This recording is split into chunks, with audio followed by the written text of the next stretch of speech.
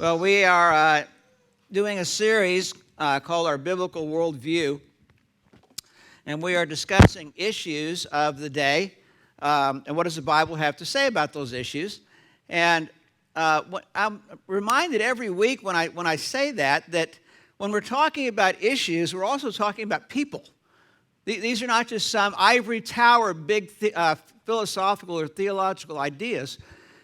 But when the Bible talks about truth, it talks about the reality of this world, the reality of who we are, and that wisdom is fitting the reality of who we are to the reality of God and the universe. Unfortunately, in all the different topics that we've looked at, human nature decides to go its own way in a number of different ways as we've looked at.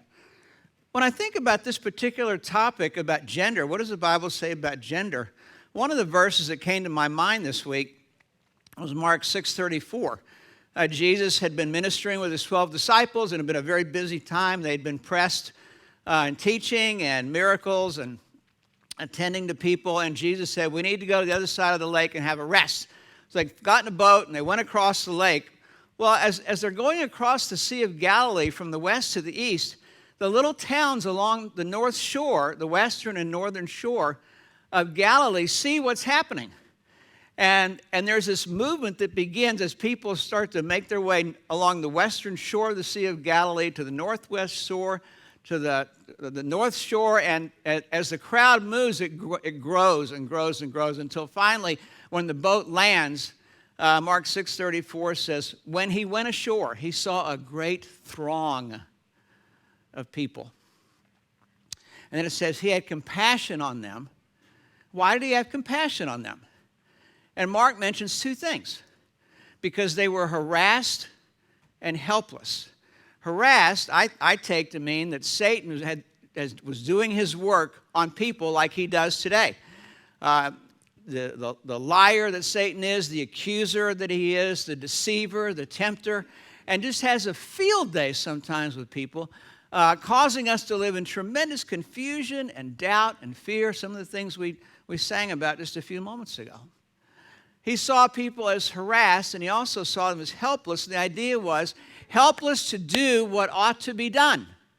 People want to do what's right, but the ability to follow through oftentimes is lacking. And he had compassion because they were harassed and helpless. And then he put a little story to it, a little image. They were like sheep without a shepherd.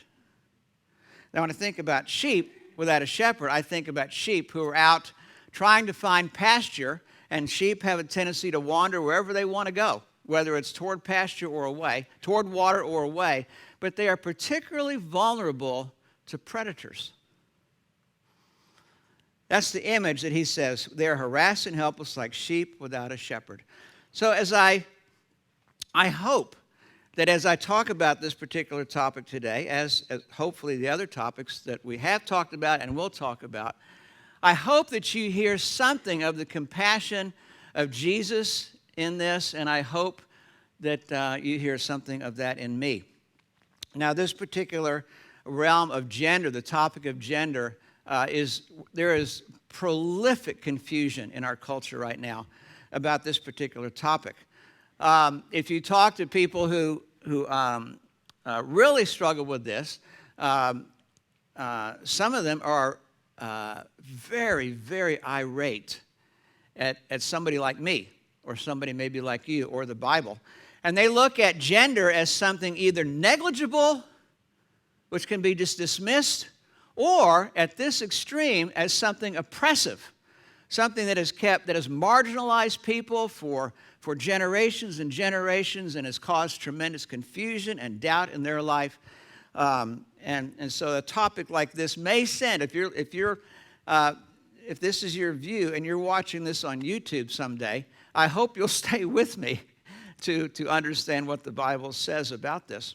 The confusion about this topic of gender was illustrated this past week in the hearings for Amy Coney Barrett. She was answering a question about LGBTQ case law, and she used the phrase sexual preference. Now, that is a phrase that I've used and people I know have used, and I know lots of LGBTQ people who have used that term also. But suddenly, at that hearing, the senator from Hawaii, Mazie Hirono, scolded Amy Coney Barrett for using a term that was offensive and outdated. She used those two words, offensive and outdated. And if you had looked up the phrase sexual preference in the Merriam-Webster dictionary that morning, you would have had this definition: orientation or sense, sexual preference. However, after Mazie Hirono made this statement about being offensive and outdated, if you went to the Merriam-Webster dictionary the next morning, there was a new definition in there that said offensive sense, sexual preference. Now, I don't say that to scold the senator from Hawaii. I say that to illustrate the confusion about this topic. I think she wanted to make a political point. People on her side of the aisle, one who's running for president, has used the same term this year. I think it was in July. And then Supreme Court Judge Ginsburg used the same term. Tremendous confusion. So what I'd like to do, hang on with me. What does the Bible say about gender? And I hope that this message, for some people who watch this, can give them hope, truth, and direction. What does it mean to be gendered? Genesis 1:26 says, "Let us make man in our image, after our likeness. Let them have dominion over the fish of the sea, the birds of the heavens, over the livestock, over the earth, over every creeping thing that creeps on the earth." So God created man in his own image. In the image of God, he created him, male and female. He created them. Both of these statements are hugely important to understanding our human nature. Verse 28, God blessed them and said to them, "Be fruitful and increase in number, fill the earth and subdue it, rule over the fish of the sea, the birds of the air, and over every living creature that moves on the ground." Now, what do we learn from these verses? At the very least, we learn that there is equal value with both male and female because we are both made in the image of God. Occasionally, I hear somebody tell me that the Bible is misogynistic. And when I think of that, I think this is what I normally think. I think about this particular verse. And that this particular verse, as well as other verses in the Bible, makes crystal clear the equal value of male and female. The second thing I think about is that people who sense or hear something misogynistic in other verses of the Bible, some of which we looked at last week, need to understand what those words mean that we looked at last week particularly, or the ideas, in the context of this particular truth. The Bible is not misogynistic if you understand the terms as they are used to help us understand gender. The second thing that's clear in this passage is that gender is corresponding. It's corresponding not just with human beings, but in the world of animals. And I also learned something from Truman this week, that there's an avocado male tree and an avocado female tree. I may not have this precise, so if you're a botanist, don't hold me to this. But I was fascinated by that. You probably know this too. Yeah, okay. The idea in these verses is we are made in the image of God, and in that way, this is baked into you as a person. What does it mean to be made in the image of God? We are purposeful, we are personal, we are rational, volitional, emotional, directional.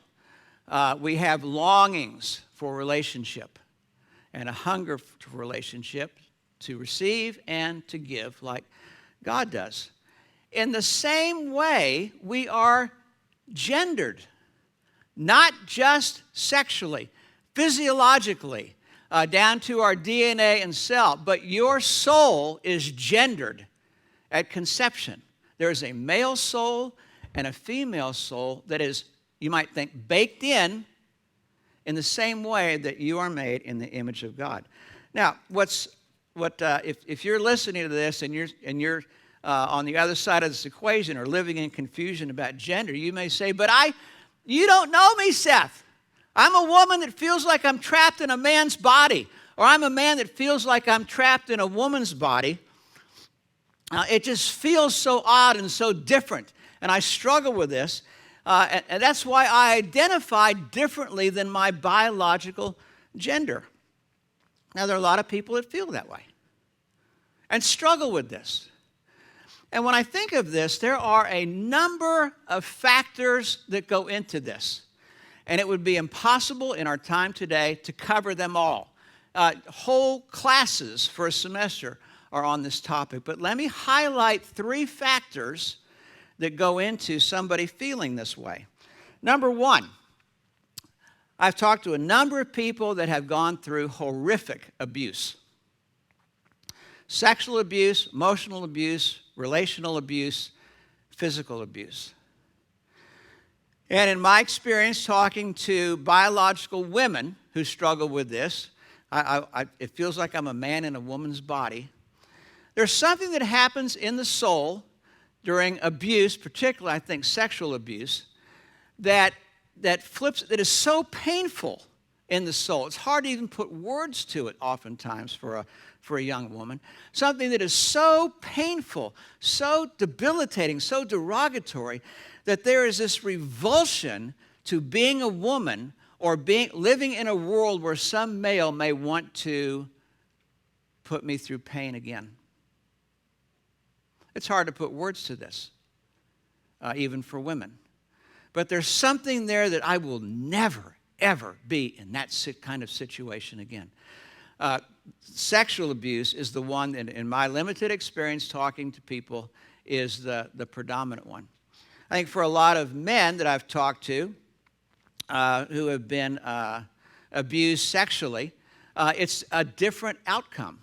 And the outcome is something along the lines of this.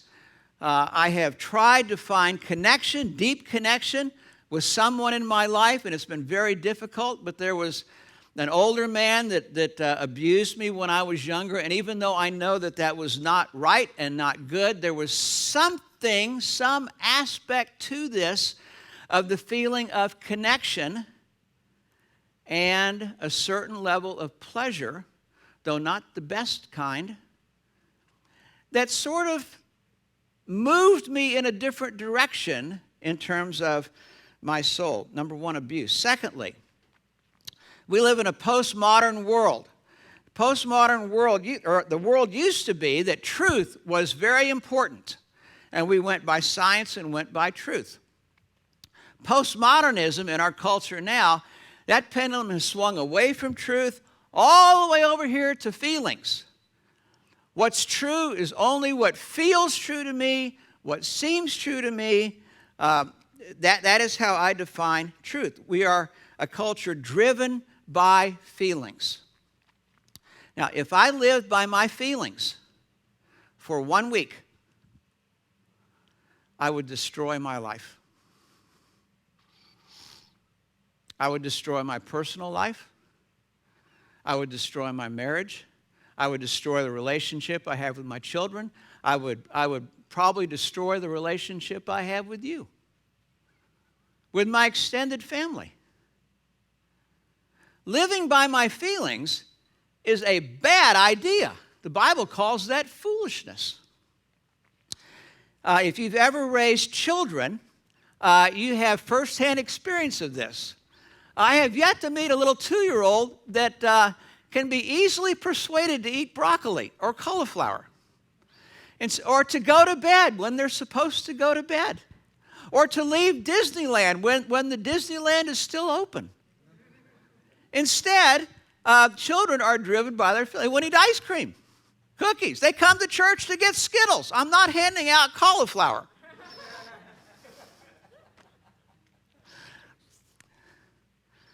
Part of the process of parenting, and I don't say this in a mean way, is helping children learn to live in the reality of the world that is, with the human nature they have.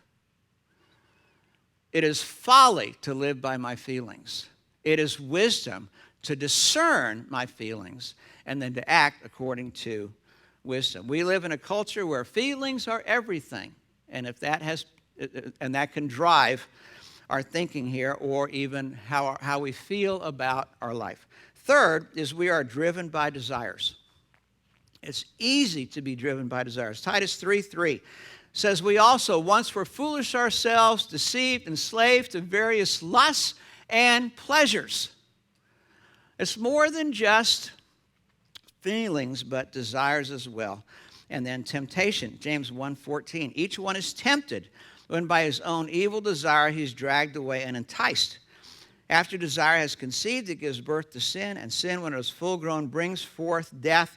Don't be deceived, my dear brothers. Now, I take three things regarding this particular topic here. Not all desires are good. Now, in the world of postmodern teenagers and young adults, to have a disconnect between your desires and how you act is to be inauthentic. Or to have a disconnect between how you feel and what you do, even worse, is hypocritical. This is how deeply rooted this postmodern thing of feelings and desires is. The second thing I think about is we minimize the role of temptation, as James clearly points out here.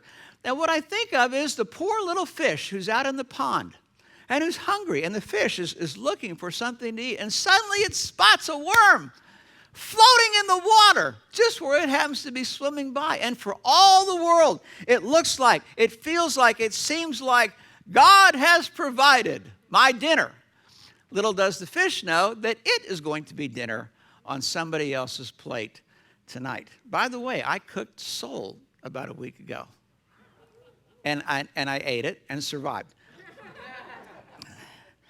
The third thing that's important from these verses is it never ends well. It may look like it's working for a while, for a few years, or 5 years, or 10 years, or 20 years. But eventually, the effect here is when it is full grown, gives birth to death. And he's not describing, although it can be included, physical death, but he's talking about the death of a soul. We call this misery, or greater loneliness, or greater emptiness, or confusion. Or we can create misery and loneliness and emptiness for other people.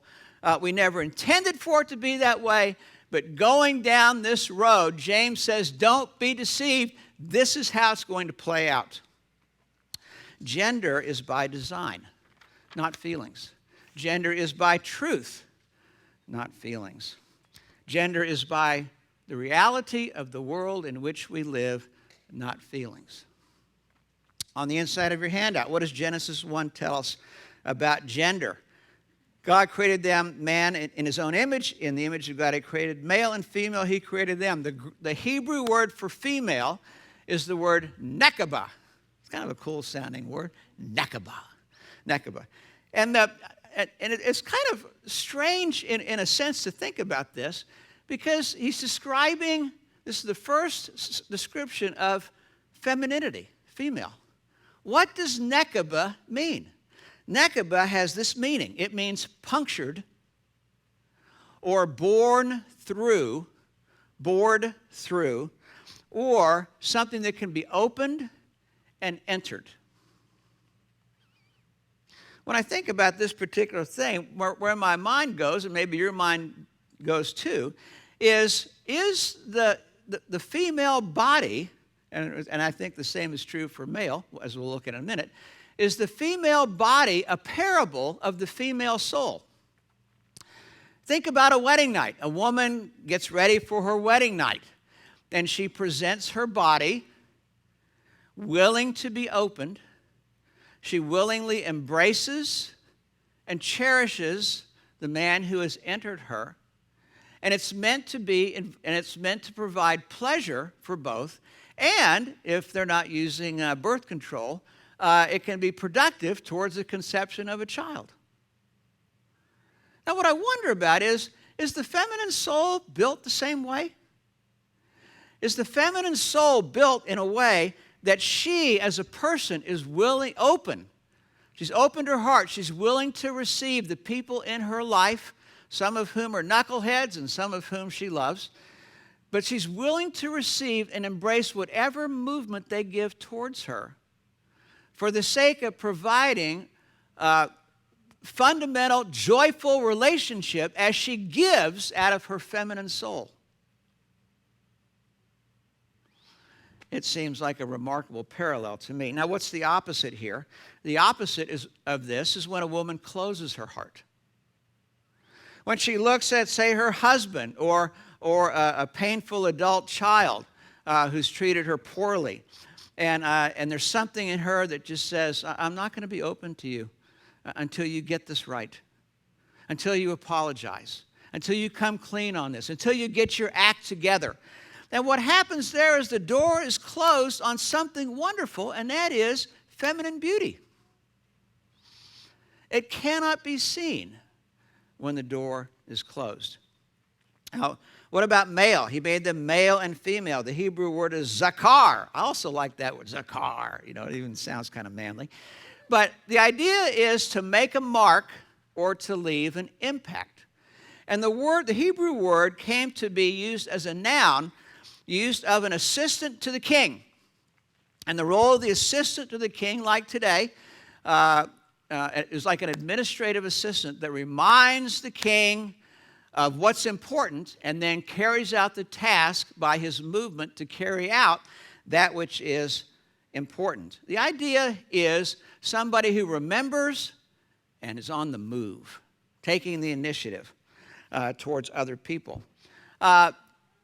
Again, it doesn't take much imagination here, but think about your wedding night. And for a man remembers the vows he made, remembers his girl and the love he has for her, and he moves strongly toward her with her benefit in mind. And when the two come together, it's to be pleasurable and can provide the production of children. The Greek word for male is arsen, not like setting fires, A-R-S-E-N. And the idea of the Greek word is somebody who lifts something or who carries something. And if you take the two words together, it means something like this. A man is most seen as masculine, not by physical or sexual prowess or his successes in work at all. But when he's on the move towards other people to take whatever initiative he can for somebody else's benefit, whatever he has to lift or carry in order to make it happen. The passive man, relationally, is seen as the opposite of the masculine man, or the harsh man is the opposite of masculinity. The fallen world teaches us something about gender as well. In Genesis 3, after Adam and Eve sinned, God speaks to both Adam and Eve. And what he describes is a different world that we live in now. It's the same world in general, but the effect on male and female is different.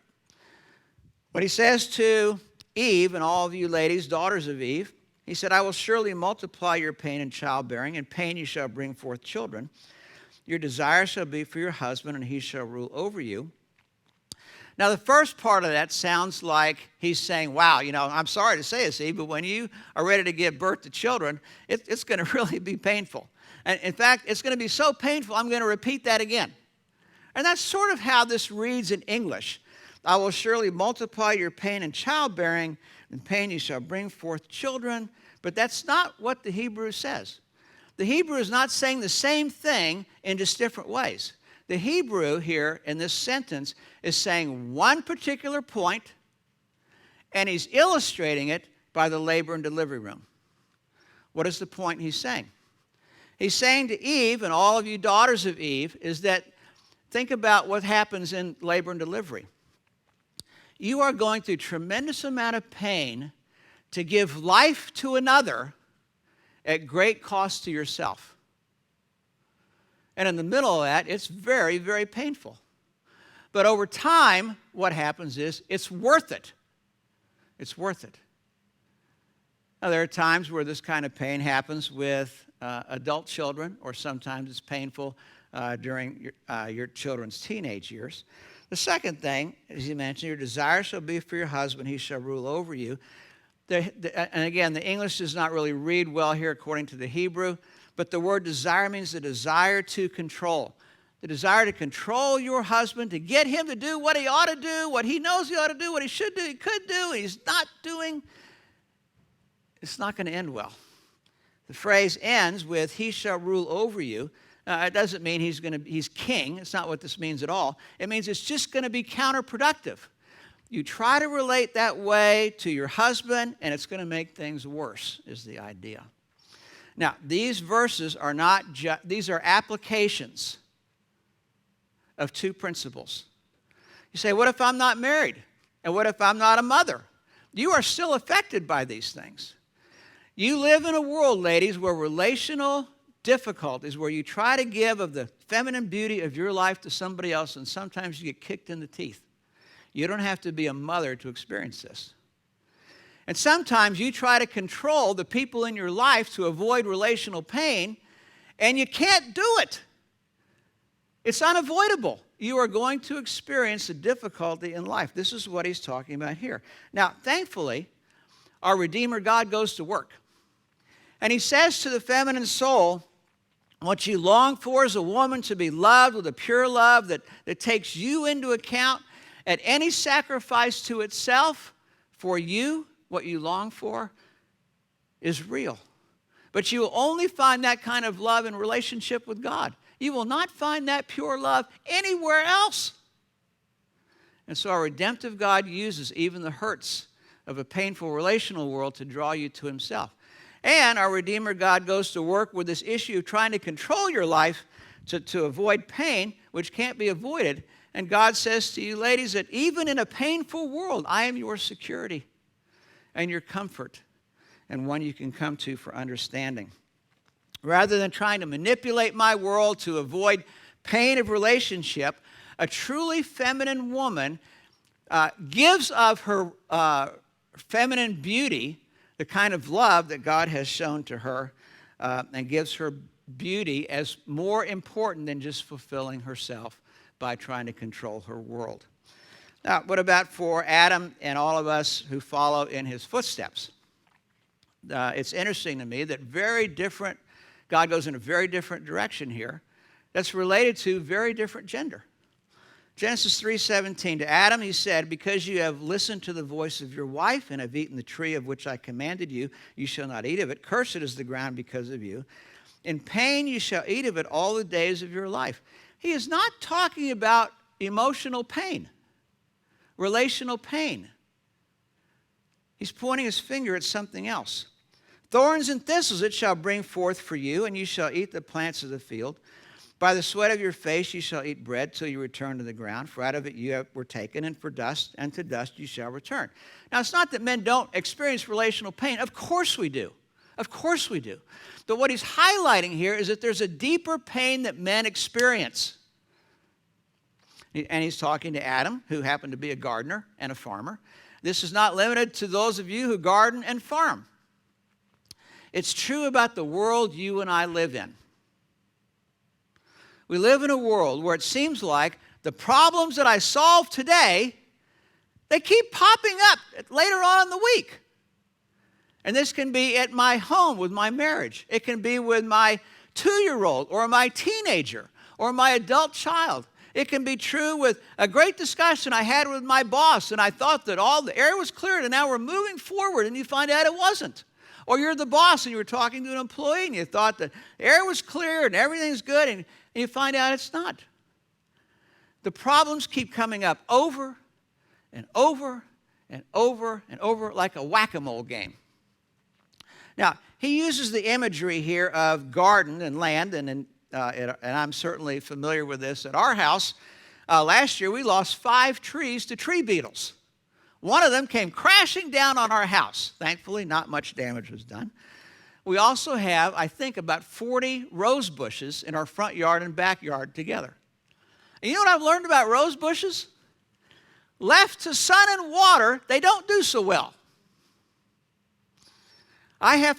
Just this year, just during COVID, I have learned I have to intentionally fertilize those roses on a schedule.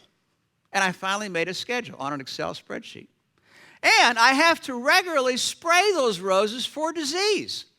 And that has to be done periodically, once every 3 weeks, so Armstrong tells me, to get all the generations of bugs. And I also have to spray for disease periodically, and all kinds of disease. I'm still learning about rose diseases. Now, it doesn't matter how many times I fertilize those roses. I'm never going to be done fertilizing roses. As long as I live in that house and we have roses, I'm going to have to get up about every other week and do something regarding fertilizing. No matter how many times I've sprayed those roses for disease, I'm going to have to continue to spray roses for disease. And no matter how many times I've sprayed those roses for bugs, I'm going to have to continue to go out and spray roses for bugs. Now, what is the effect on the male soul in general, at work, with your marriage, at home? It's the feelings of, I think of this as the 3 F's, a sense of frustration, a sense of failure, and a sense of futility. Am I ever going to get this right? Why does this problem keep coming up? Why can't I figure out how to finally solve this problem over and over again? And on bad days or bad seasons of life, it looks to you and it seems to you that the people in your life think that you're just not really measuring up like you ought to. Your wife can think that of you. Your children can think that of you. Your boss can think that of you. You can think that of yourself. Frustration, failure, and futility. A man's deepest wounds are related to failure. Now, thankfully, our Redeemer God goes to work. The book of Ecclesiastes tells us that every attempt, with all of the resources available to the King Solomon, he could not make his world work the way he wanted to without surrender to God. Everything ended in the same phrase: meaningless, emptiness, vanity of vanities. Just like what James said, eventually the roosters come home, whatever that image is. They come home to roost. Our Redeemer God goes to work and he says, you know, Seth, what you long for, a sense of value about who you are, that you do make a difference, that your movement towards other people to be a blessing in their life is important regardless of how you feel. And you will find that love mostly in me. That's how I treat you. When you went far, far down the road away from God, as I did, down to the age of 20, my God came after me. And he said, I want you back here. At great cost to himself, he came and found me. His initiative to find me at whatever cost to himself, which involved the cross, gave me new life. That is the metaphor for what it means to be a man. I want to relate in my world like he relates to me. That's what it means for masculine strength. Gender differences are most seen in relationship. What does it mean, feminine beauty? 1 Peter 3:3, your beauty should not come from outward adornment, such as braided hair and the wearing of gold jewelry and fine clothes. Nothing wrong with outward beauty. It's a great thing. However, what he's saying to women is don't count on that. There's a greater beauty. I hope you don't miss it. Your world needs what you have in your heart, the beauty to offer. Instead, it should be that of your inner self, the unfading beauty of a gentle and quiet spirit, which is of great worth in God's sight. Now, if you read this quickly, and again, I hear this among some who really don't know the Bible too well, but feel very criticized to say it's misogynistic. He is not talking about a gentle and quiet woman. He is talking about a gentle and quiet spirit. He's talking about a particular attitude. Most of you who are here know my wife. She's an over-the-top extrovert. She is highly opinionated and highly verbal. And I like that. I signed up for a lifetime of living with her on that. That doesn't mean she's missing a gentle and quiet spirit. What is a gentle and quiet spirit? Gentle is the Greek word praus, and it means someone with strength under control. Someone who is strong, but that strength is under control. And it came to mean one of the applications of this was a stallion. A stallion who's caught out on the open plain and brought back to the corral and broken, and now can become useful, more useful than ever could, out roaming the range. You say, when I think of this, I think of a horse like Secretariat. Probably my favorite thoroughbred in my lifetime. An amazing strength, under control of the bridle, the bit, and the jockey. Or I think about horses that I grew up as a kid, living on the west side of Denver, loving to go horseback riding up into the foothills, the mesas there, just east of Golden. Or I think about farmers and ranchers who have used horses to break up hard ground so that they can plant their crops, so that not only the family can be fed, but the horses can be fed. You say, well, Seth, don't you think it's kind of cruel to take a stallion out of its environment, out on the open plain? Well, I guess it depends on how you think of that. A stallion out on the open plain lives under constant fear of wolves. A horse in the barn never has to think a minute about wolves. A horse out on the plain has to think about where it's going to get food and water. Horses on a ranch or on a farm never have to think about where their next meal's coming from. Strength under control. Now, what does this mean in a feminine? What is feminine beauty? Is what she equates this to. What does that look like? Let me give you a few examples. A woman with a gentle spirit is not easily triggered by how she's treated.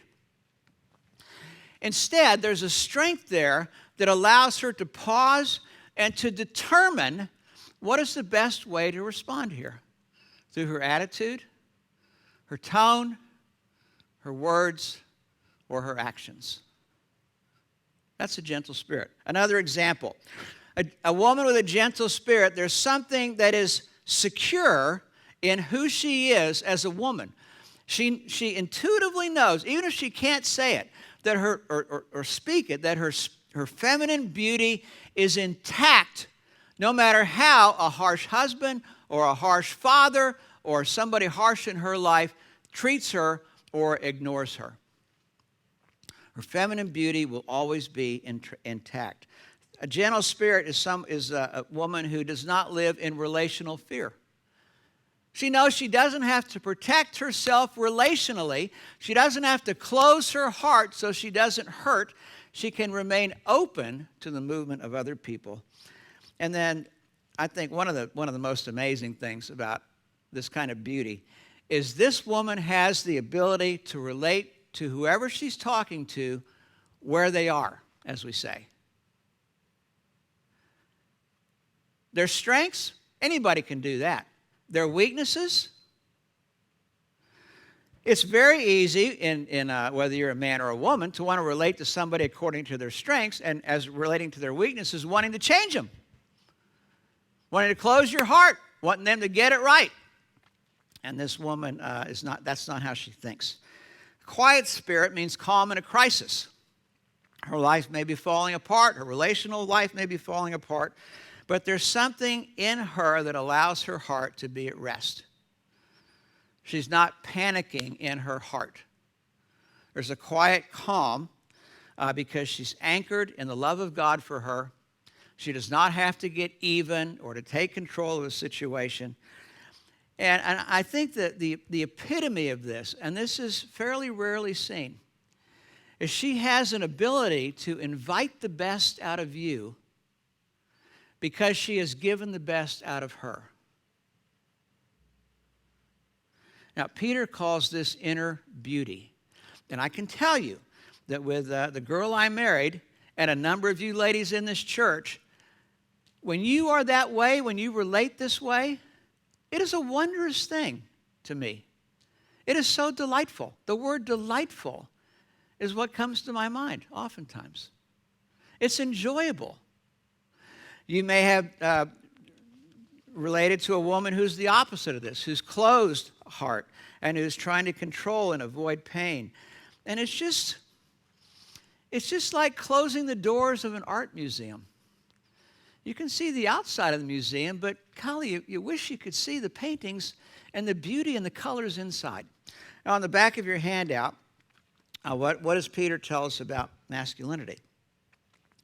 We see principles of this in the application of marriage. The application is not just to marriage, but to our relationships. Husbands, live with your wives in an understanding way, showing honor to the woman as the weaker vessel. What does he mean, weaker vessel? I knew, misogynistic. Weaker vessel does not mean weaker emotionally or weaker physically or weaker sexually or weaker rationally. Weaker, as I think the context will show us, weaker means she's sort of like a china teacup. She can be easily chipped. You have to take into consideration, you have to understand, if you're a husband, the nature of the creature you married. There's obvious beauty here. We have a bunch of these at our house. And it seems to me, I'm no expert on teacups, but it seems to me in our house we have a lot of teacups that have different floral arrangements on them. There's just something of wondrous here of beauty that can be easily chipped. Showing honor as the weaker vessel, since they are heirs with you of the grace of life, so that your prayers may not be hindered. Now, heirs with you is another example. By the way, we men, I think, are not too unlike Tupperware. It's harder to mangle that thing than it is a teacup. Heirs with you is another example of the equality of gender.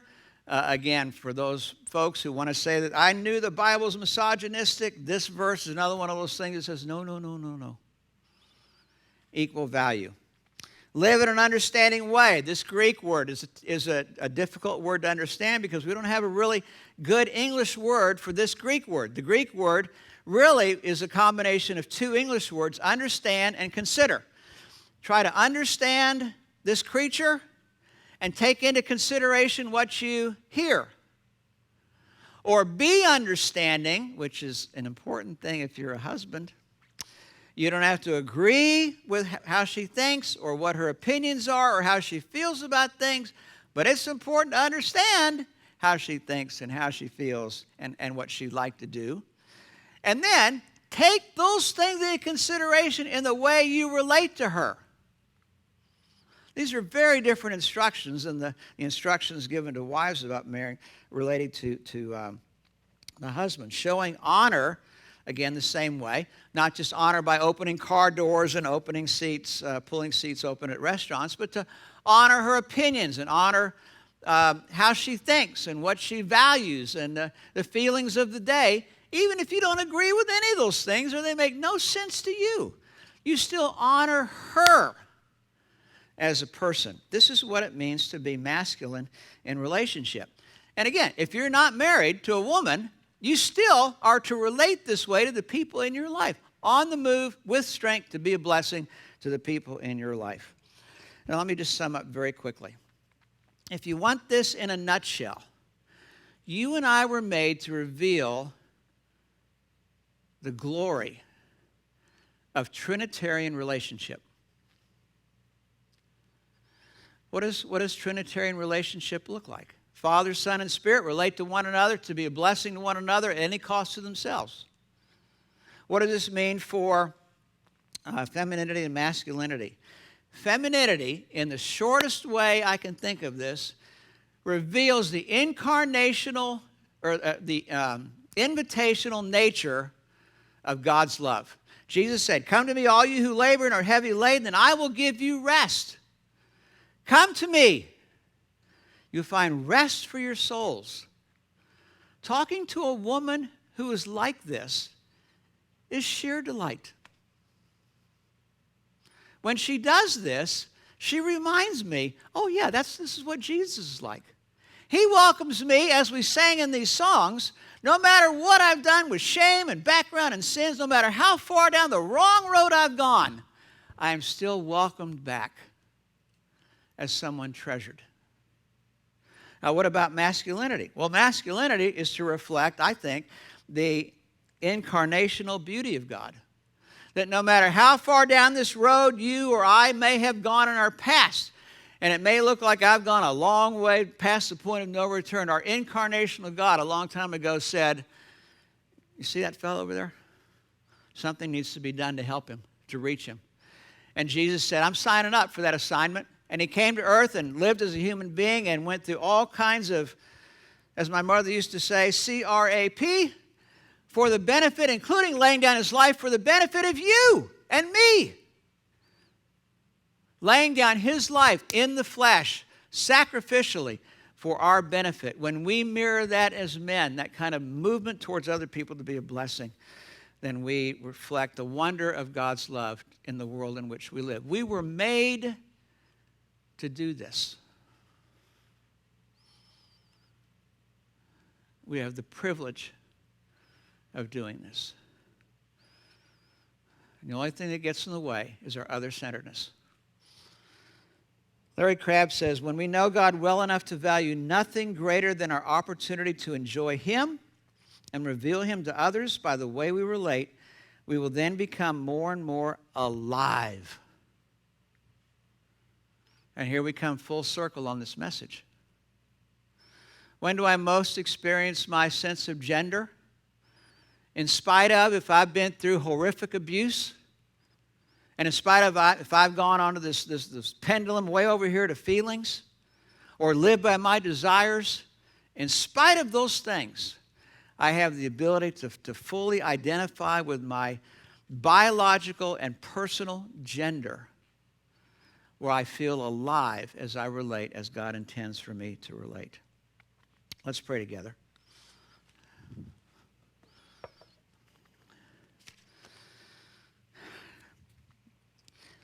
Maybe if you're here this morning, or maybe watching this someday on YouTube, maybe years from now, maybe you think, Seth, I think I've gone so far down the wrong road that it seems to me a point of no return. I have made so many bad decisions, foolish decisions. I have been so rebellious, so confused, so angry, so lost. Is there any hope for somebody like me? Is there a point of no return? The cross tells you there is never a point of no return. That our God will come as far away as you have gone. He will chase you down for your benefit, even if you punch him in the face. He is relentless. That kind of love that is incarnational and will continue to seek you out until you finally turn to him. And what you will find when you turn to him is the invitational love of Jesus Christ, who will take you as you are and wants to work to bring you back to where you should be. If you've never given your life to Jesus Christ, this is the way back. It's the way to experience life as it was designed and intended. Just take your eyes and put them on the cross. Someone loves you enough, pursued you enough to sacrifice himself for each of us. Then all he asks you to do is to say, I've been on the wrong road, chasing the wrong things, and I'm coming back to you. Lord Jesus, come into my life. Just pray that if you never have. And take me back on the road that I need to be on. And for those who are today trying to walk on that road already, help us have clarity about what it means to be masculine and feminine in relationship and revealing the wonder of your character to others.